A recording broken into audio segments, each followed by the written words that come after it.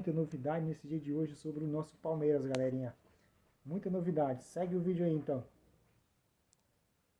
Vigor físico de Da juventude, naturalmente. Mas acho que tem outros requisitos que podem fazer cômodo para um monte de gente aí. Principalmente se tiver do lado um jovem que ele possa orientar, para que possa crescer dentro desse cenário, vamos dizer, dos zagueiros. Participando da formação, né? A gente já vai entrar mais no tema Davi Luiz. Nosso primeiro tema é o Palmeiras, porque se desenha, algumas transações já são realidade, outras ainda estão ali no campo do sonho, mas a gente sabe que há um flertinho. Nessa época do ano tem flerte pra caramba, né? Vamos lá. Olha o que pode acontecer no Palmeiras. O Paulinho já está certo, o Facundo já está certo e a gente vê algumas semelhanças e uma peça importantíssima do Palmeiras que está de saída. Já vamos falar sobre isso. E o Andreas Pereira lá, está carregando. Tem interesse do jogador, viu? As negociações agora precisam ser tocadas com o Fulham, mas interesse do jogador e sinal verde para as conversas, mais verde que nunca, o Palmeiras já tem, hein? É uma máquina essa equipe já tão vitoriosa, hein, Eric?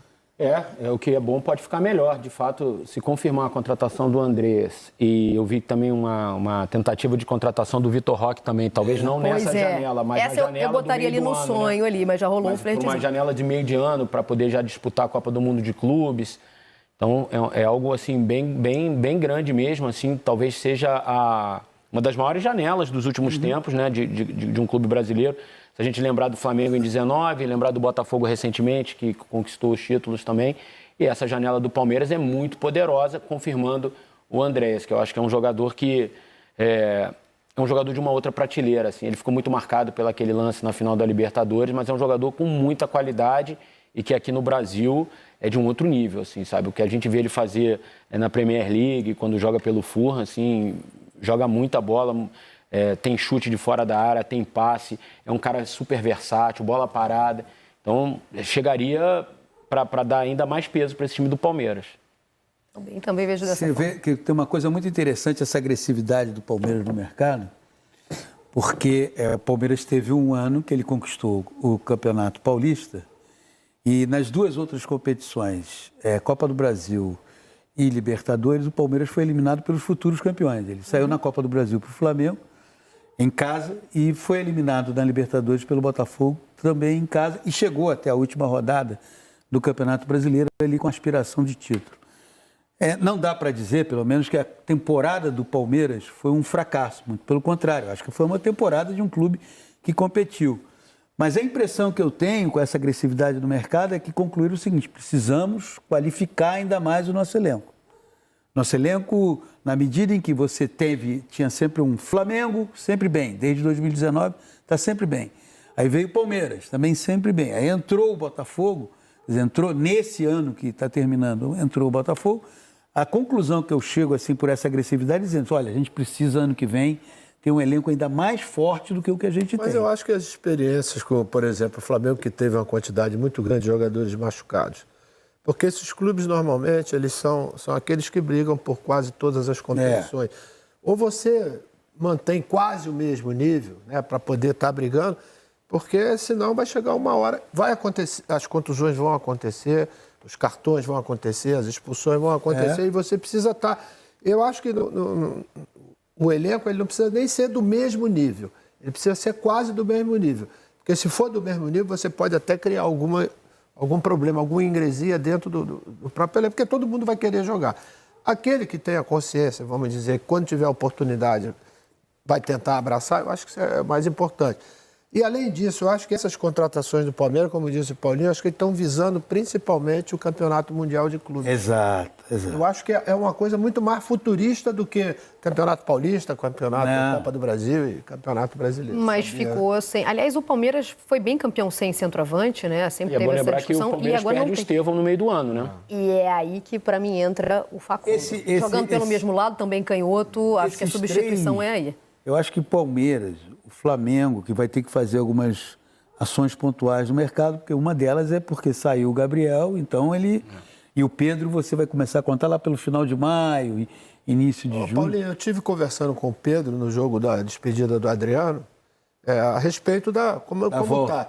Ele falou, eu acho que eu não vou queimar etapas, mas pelo andamento que eu estou tendo de recuperação juntamente ao departamento médico, ele acha que ele, antes de maio, ele já vai estar à disposição. É uma boa notícia. Agora, o Mundial de Clubes, vai ser uma competição que para os clubes brasileiros, a gente olha e fala assim, poxa, tem os clubes europeus, né? Real Madrid, Manchester City. Paulinho, eu acho que só tem uma coisa diferentemente do que acontece no final de ano. No final de ano nós estamos no final da temporada.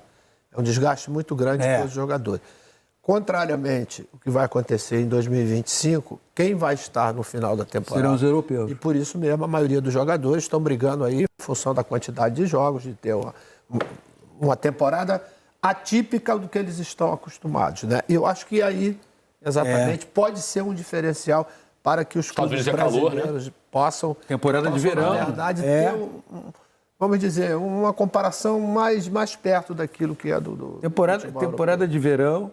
E nenhum desses clubes, Palmeiras, Flamengo, Botafogo, Fluminense, que também está, nenhum deles, eles alimentam a possibilidade de passar da primeira fase, né? Se você olhar ali, você fala, poxa, diante até dessas circunstâncias desenhadas pelo Júnior, você tem os jogadores dos clubes europeus em final de temporada, né? Já pensando em férias, enfim... Paulinho, eu vou dar um depoimento de experiência própria, que eu vivi isso, que foi exatamente quando você acumula uma temporada na outra, que foi eliminatórias de 86, né? Isso. Quando saiu o Evaristo, entrou o Tele repatriou um pouco a galera de 82. De 82.